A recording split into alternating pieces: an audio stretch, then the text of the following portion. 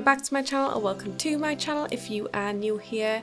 Today I'm creating a 5x5 fully functional house, and I mentioned this in my previous build that I wanted to do this and try and make the house as small as possible but still make it cute and make everything fully functional and not tiny and cramped. So I got it down to a 5x5, which I'm pretty impressed with. It has a full-sized kitchen and also has a sort of normal sized bathroom. It doesn't have a bath, but it does have a shower. I couldn't quite fit a bath in because of the placement of things. So my idea here is to create a bathroom under where the bed is. The problem is with this a little bit, if you look just in front of the toilet area, I couldn't actually place anything in that tile in front of the toilet because that stops the Sims being able to get in the bed, which is going to be above. But it does work if you put the shower on halfway, like so on the line of the tile. So I put that halfway in there. But I did manage to fit a full kitchen in around here. It is more of a galleyway kitchen, a nice and thin one. And then in the other part where you can see the little bit at the other side of the bathroom, I managed to fit a little two-seater sofa in here. I couldn't fit a dining area. I feel like if I played around more, I maybe could, but I would have to limit space somewhere else or get rid of something else, which I really didn't want to do, as a dining area is not necessary. There is a little gaming area and there is the couch to sit on. I had really good fun actually making this. I think it's the most fun I've had a while playing the game because I had a little bit more of a challenge. And I really do enjoy a challenge, so if you've got any other challenges you'd like me to do, I did see Plumbella's new video. She made something, I can't remember what it's called now. I saved it into my favourites so I can go ahead and do it. But it has like a random budget, amount of Sims, style and colour that you have to do, how many rooms. So I really want to do that as a challenge because there is one of them is like not use BB, don't move objects, and I could never, so I'm hoping I don't get that. And also I sort of freaked out the other day because Plumbella followed me on TikTok and on Instagram, and like I was ill when it happened, but I was just in total shock that she follows me on TikTok and Instagram. I don't know if she follows me on YouTube or anything because YouTube doesn't really tell you unless you make your subscriptions public, which not a lot of people have that because it's not automatically turned on, I believe. Anyway, back to the build a little bit. I did make it pastel and colourful because if you've seen my videos before, you know this is my favourite thing to do, is make things colourful and pastel colours. It's really weird, I always go for a pink colour because I just think the pinks in the game are really nice. Even though blue is my favourite colour, I find blue can sometimes look a little bit what's it called, like hospital-like, so I sometimes try and avoid certain blues because of that reason. But I still did include some blue, as you can see, like the sofa and these little bits here, I kept blue. I tried to detail the bathroom as much as possible before putting the bed in, because the problem is you can't see through half walls when you have the walls down, the half walls stay up.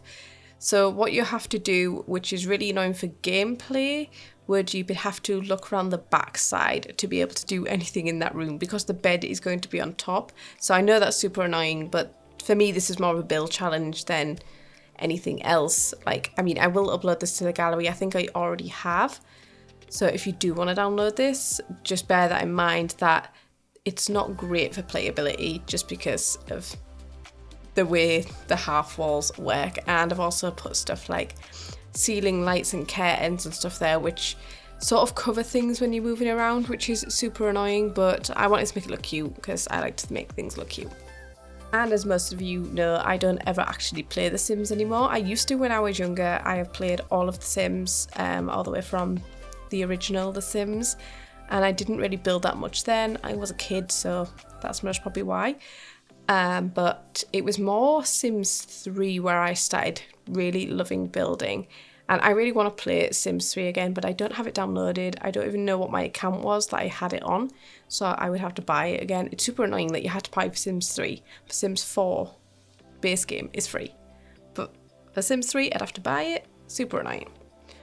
Also, the really annoying thing about platforms and stairs/ladders is sometimes this weird shadow things happen. So if you see at the top of the ladders that I placed down, there is like a black shadow.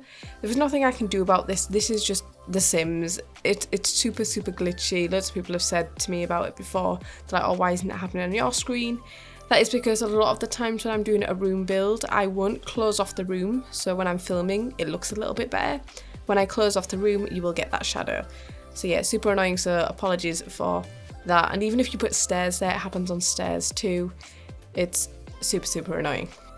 Going back to my good old favourite curtains from the Desert Lux kit. If you're wanting any kit and you're wanting something that has curtains, the Desert Lux kit is where it's at. I love these curtains. They're so simplistic and I like the colours. They're slightly transparent. I just like how simple they are because I feel like a lot of the other curtains in the game aren't nice and simple. I also have a tutorial of how to do this room coming up as a short. It might be up in a couple of days, so if you want something that's a little bit more in depth, there is going to be a short about it, but you can see it here in the speed build because that is a problem with shorts. You have to be really quick with things, so sometimes I can't say everything I need to. So sometimes the speed build is actually better because you're getting to see everything even though this is sped up. And I'm creating a fake fence with this since you can put fences up high and on shelves, and you can put them on top of half walls, but because this end bit doesn't have a half wall, and I would have really liked to put a half wall there and use an archway, but that sadly makes the sofa not usable. I have a cubby bed video, which it did pretty well here on YouTube and on TikTok, and everyone was like, why do you use the second bed and put it in the basement? Why don't you just put the normal bed down? And it's because when you're using an archway, it blocks the sim from being able to use the thing that's directly behind it. So your sim can't get in the bed or on the sofa, if that makes sense. I'm guessing it's because basically archways work like doors, which would have to open, so you can't have anything on the other side of the archway.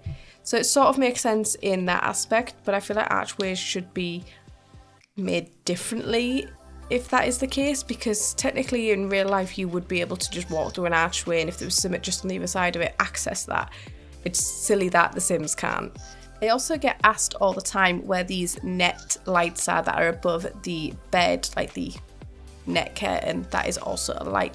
This is from High School Years and they come in different lengths as well, which is great. I highly recommend High School Years as a pack. I've said it before, it's a really great pack and I use it often. There's a lot of things in this build. The bed and the gamer chair, it's also from High School Years, and these little lights here. I feel like you can get the sort of style that I like, as well as there is more of an Art Deco style in it as well.